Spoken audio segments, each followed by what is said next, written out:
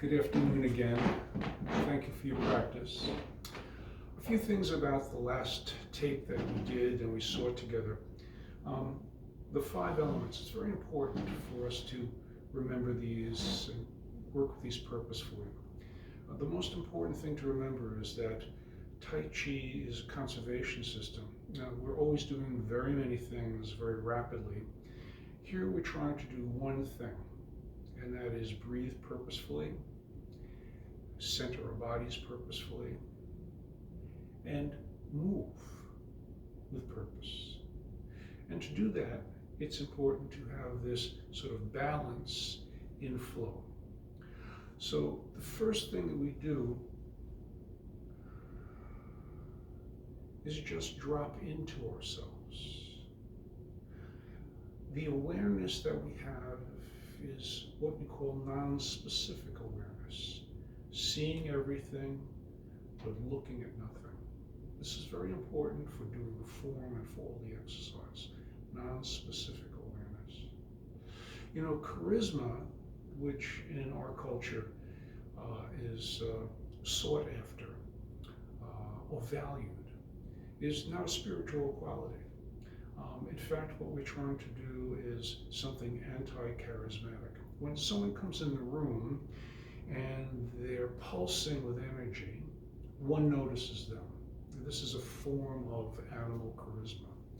But we're not trying to do that with our practice. We're trying to contain our energy and keep it within us, to conserve it. So when we enter a room, in theory at least, we are the most happy when no one notices us. Not because our self-esteem isn't strong, but because our practice is cultivating that feeling in us that we're contained, we're not outside of ourselves, that we control our energy, that our energy is not controlling us. And these few exercise systems can help with that. Let's just review them again very briefly. Remember, you are free to use all of these for as little or as long as you wish. 3 repetitions, 15 repetitions, doing one thing per day or one thing per hour, or doing them all together. It's really up to you. So the first thing, of course, is this centering. We want a slight pelvic tilt, shoulders back, and drop down. We want nothing in the neck, the shoulders, the face. Very often, we're hunched forward. We're driving our cars, we're typing, we're watching TV, we're eating meals. This happens over time. We begin to round. This is a normal thing. But what we want to do is present the chest and squeeze the scapula so that we're working the anterior chain and we're not hunched over. We want the head to be straight up on the body. We don't want to be shifting the weight from side to side this way, or be leaning backwards or forwards. Tai Chi is really very, very good for what we call quadrilateral symmetry. You're not bending at the waist forward, nor back, nor to the left, nor to the right. Anytime you have these bends, you're oscillating. You're not in your balance. So to maintain balance, you want to move from the center of the body, forward and backward, not from the top of the body, and not from the bottom of the body, as we frequently do, and especially as we age. This creates an imbalance. The breathing rises, the breathing becomes more shallow, the bottom of the body feels that it's not in control, it's always racing to catch up, momentum takes over, we fall down and break a hip. This is the worst possible thing we can do. We always want to drop the weight, keep a slight bend in the knees, and pull from the center as we walk. So this first Wuji breathing is a kind of passive cultivation of that. The second thing we do is enter the gate. We, each of us, is separate from one another and from the universe because we live in different bodies. But we can ask for the universe to join with us and ask if we can join the universe through this very, very simple ritual, which has been done for thousands of years. Invite him, invite him, invite him. Come to me, I'll come to you. We'll meet, we'll meet. This is a beautiful way to begin the practice, a very time-honored and traditional way. The second thing that we do is rid ourselves through this continuous motion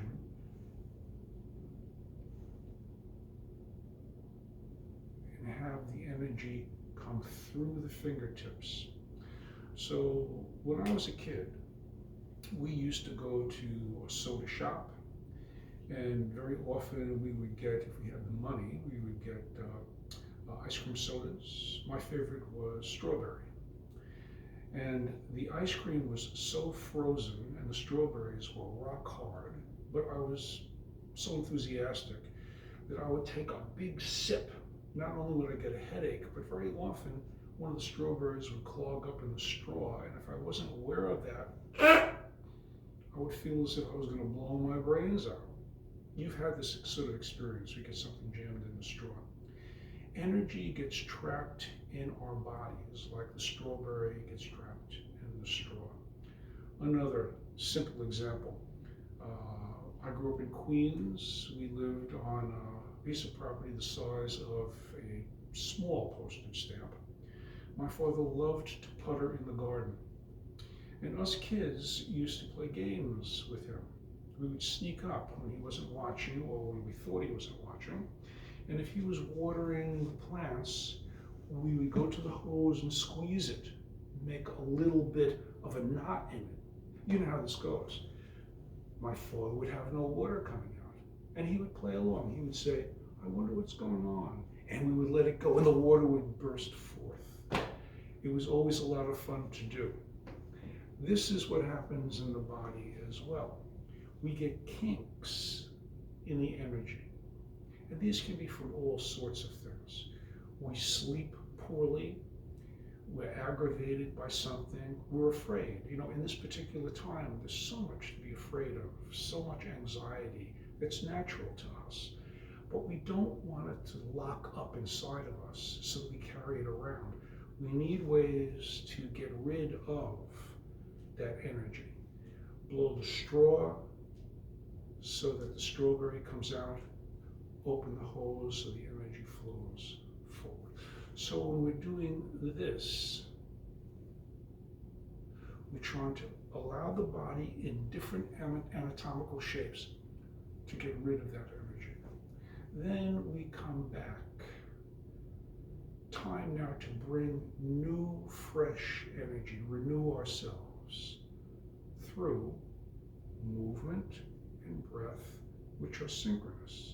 It's not often when we purposefully move and breathe. This becomes an automatic thing. We don't even know when we're exhaling and when we're on the positive step or when we're inhaling. We're not thinking about that. It's natural. But over time, what is natural starts to become strained. We become compensatory in certain ways, depending on what's happening with our bodies and our minds, and we begin doing things which are not right for the body. So moving and breathing, bringing this all together purposefully, creates a very, very slow rebuilding of the body's energy. Relaxes the mind. If you begin thinking about what you need to buy at the store or the laundry that you have to do in the afternoon or the telephone calls, you lose the count. You lose yourself, essentially. You're elsewhere. You're in second nature.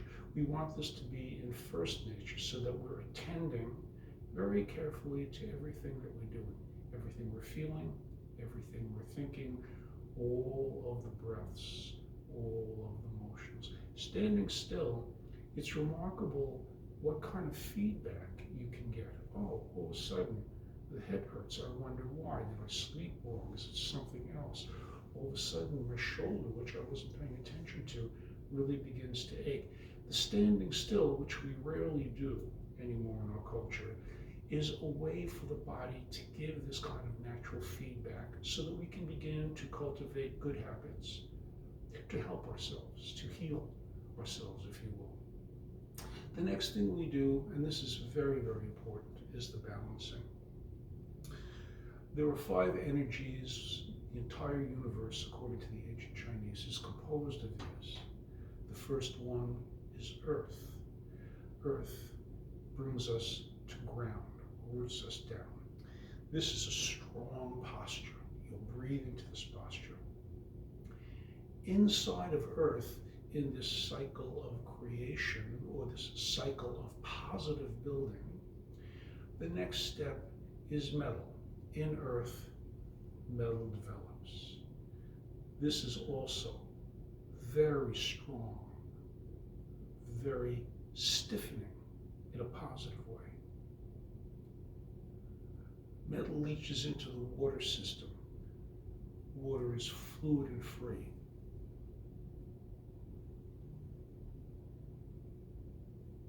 The presence of water allows for the presence of life. Life exemplified in this posture, which is mapu, or tree. And all living things, at the end, as is right, is a natural part of the cycle, burn, transform.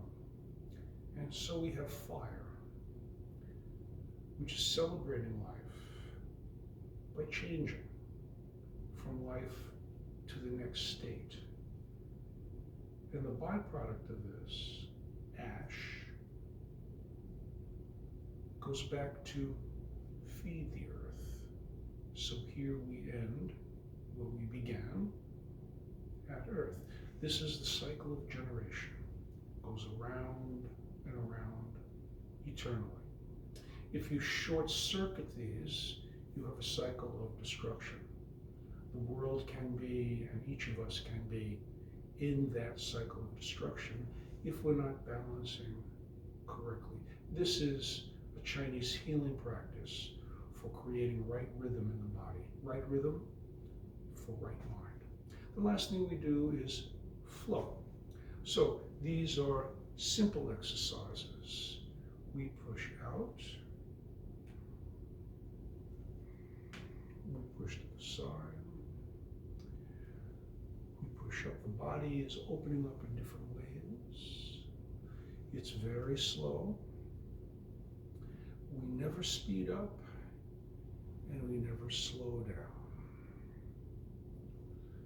How do I mean that? We don't drop as if we're dropping off of a porch. Drop, and then slowly lift up. We try to drop at the same rate as we lift. In other words, there are no time signatures in Tai Chi. Whatever pace you begin at, you remain at. There's no stopping, starting, there's no speeding up. Watch a fish in a fish tank. It's gliding continuously. It never stops. It's remarkable. It's always going. We try to emulate this continuous motion in our actions. It's very hard to do when we're out in the street. Hard to bring the studio into the world. Easy to bring the world into the studio. But we want to cultivate purposeful, fluid breathing in concert with breath, movement, and try to bring it out into our everyday life. Then, of course, after this ebb and flow, we have these spiral movements. In a way, my knees are creating an infinity sign, figure 8. The head is not up and down, and I'm not leaning in one direction or another. Just this, is a healthy practice. Just this is a healthy practice. You're exercising the body. My first instructor used to say that there were basic movements in the universe. And at some point he would send all of us out and ask us to look. I was living at the time in Boston, Massachusetts, or Cambridge, but I was studying in Boston. And the time that I was sent out, my cohort was sent out, I went down to the Charles River and I did notice that the wind was opening and closing the clouds, constant motion, nothing was ever still, changing, transforming, moving.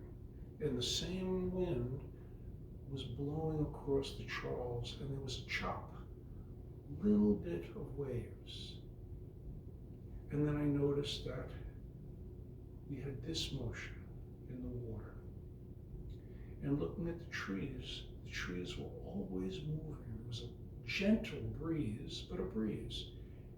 And the leaves were moving. So when I went back to class and he asked our group what we saw, we all saw pretty much the same things, that the universal movements were up and down,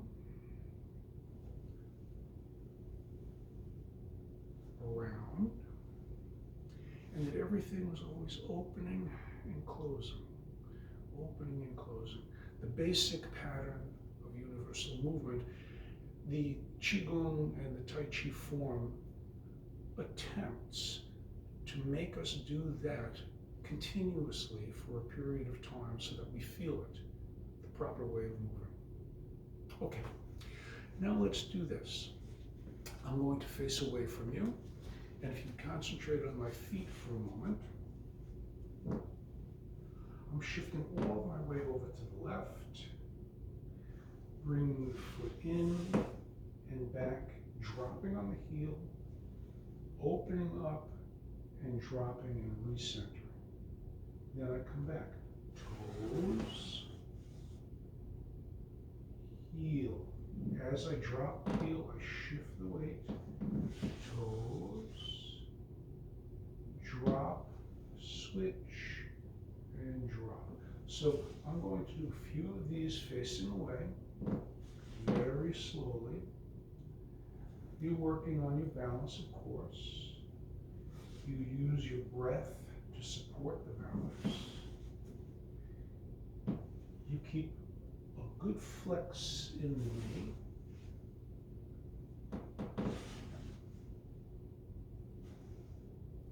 And now let me turn toward you. Watch the center line. I have a zipper on today, so watch. I'm square to you.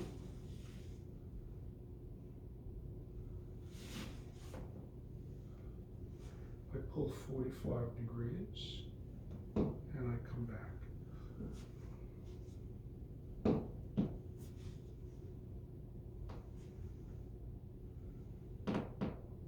This kind of slow transition, using the toes and the heels, very good for the feet.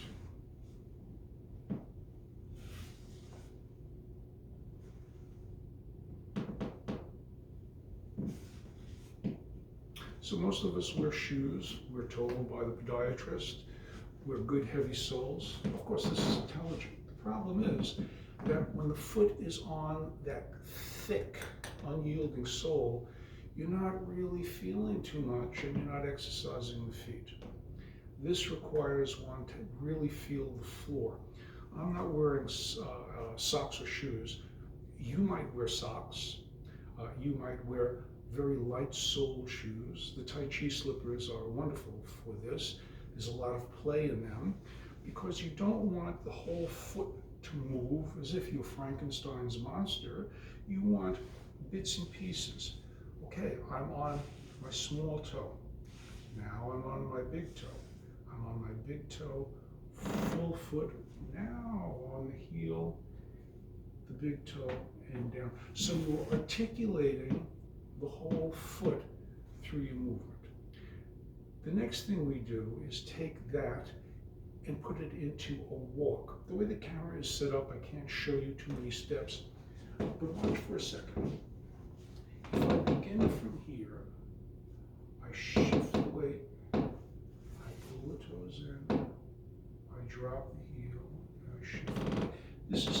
Chi walking. I'm pulling from the center. I'm breathing and staying low. I'm relaxing my face, my shoulders. My hands are full of life, but they're heavy. And I'm doing these slow stance transitions. Now I go backward. I shift. I go from the toe to the heel. Look how far back I am. Toe to the heel. Bending the legs.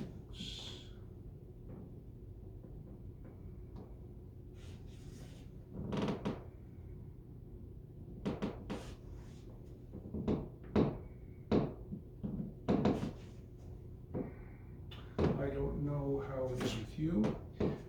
When I wake up in the morning and attempt to get out of bed, my legs are so stiff. I'm walking up the hallway like this. It's a joke, really. It takes me a little while before I start opening up. But this is how it is as we age. We get stiffer, we get drier, we're almost always dehydrated. Once we begin being fearful that we're tippy, the breath comes up. Everything raises up. That's when we're at the most jeopardy. So in the mornings when I get up, I'm stiff. I purposefully try to drop the weight and get the knees more pliant. And then later in the day, I can walk with a spring. The worst thing is to breathe high. That brings the center up. Breathe low. That drops the center. And that's the natural way. I have young grandchildren as well as old grandchildren. My young grandchildren are belly breathers. They're not even thinking about it. It's part of the birthright. You put your hand on their stomachs, that's where the breath is. But I also have teenage grandchildren, and already school and sports, and social pressures, I can see that their breath is coming up. They want to be taller than they are. It looks better at the beach, I suppose. So already they're bopping. The center is coming up. This is okay at 16, 25, 35. But at 75, this is dangerous. So what we're trying to do is center and drop, move continuously, and use those motions in a way which give us better movement, quality movement to our lives. Okay, so that's the first section of the class. We want to also try to incorporate, you can do this in your kitchen. No one's going to care. As you're walking to make tea or coffee in the morning, get down, relax, walk in. If the cat is a little freaked out, that's okay. Cats walk that way too. So you can do these things as part of your everyday routine. While you're waiting for the water to boil, you can do your Wu-Ji breathing. As you're waiting for the water for the oatmeal to boil, you can do some breath. Have a home practice by adding a few of these small parts in combination. The next part of the class, which we'll begin in a moment, is going to be the form. The form combines synthetically all of the elements that we're talking about. There are many different forms. The form that I'm going to be doing with you, or the beginning of the form, is the Yang family short form. Yang family has many forms. There's an emperor's form, there's a long form, which is composed of 3 very long parts. And there are 4 families of Tai Chi. Each family has its own set of forms. The architecture of the form is the same family to family. The elements of how you move are exactly the same in what the internal dynamics are. The shapes of the movements might be different, but what undergirds all of these is the same. So we'll be doing in the next half hour form movements. It's like watching paint dry in a certain way. I'm going to be going over the same movements and then adding a piece and going over it again, over it again. Watch not my upper body so much today as my feet. Watch how I'm moving and keeping a center line. And we'll see you in a moment.